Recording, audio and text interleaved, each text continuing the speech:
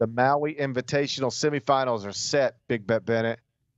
Oh, it's a good one. Where It's a is nice it? doubleheader. Is it in Maui? No, Maui Obviously, burned they had down. the fire. Right, right. Yeah, Maui burned down, Bennett. Yeah. Okay. Well, But sorry. it's in Honolulu, so Okay. it is still in Hawaii, Still in but Hawaii. Okay. just not in Maui. Got it. But it doesn't look the same because it doesn't have that civic center that we've all spent the past 40 years watching on television. Do you know this is the 40th Maui Invitational? 40 years of Maui Invitationals. Damn, I did not. Do you know who has the best record in the history of the Maui Invitational? Oh, okay. Is it a Power 5 school? Yes. Okay. Trivia time.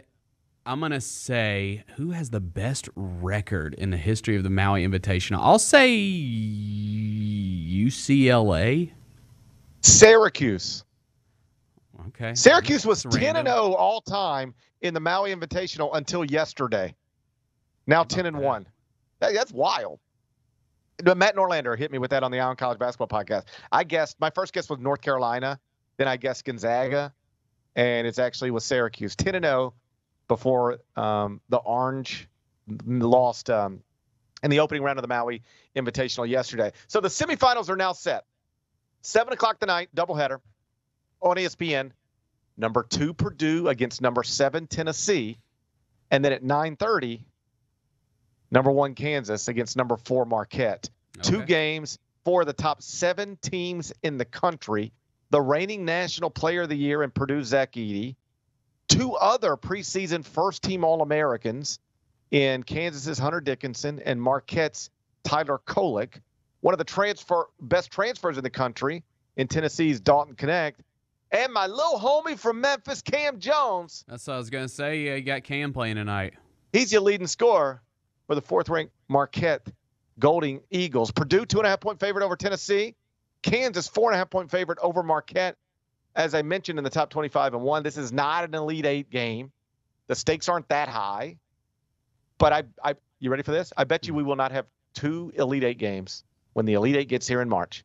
We will not have 2 Elite Eight games on paper between teams as good as these 4 teams. These are 4. Like, if you were to just seed this out based on the AP poll right now, Kansas, Marquette, and Purdue would all be 1 seeds in the NCAA tournament, and Tennessee would be a 2 seed based on the current AP poll rankings.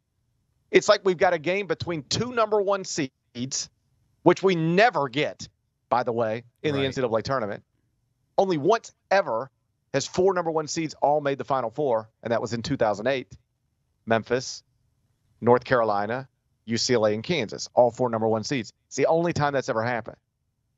We do more often than that get 1 seed, like 2 1 seeds in the Final Four and they play each other, or in the title game and they play each other, but it's not common.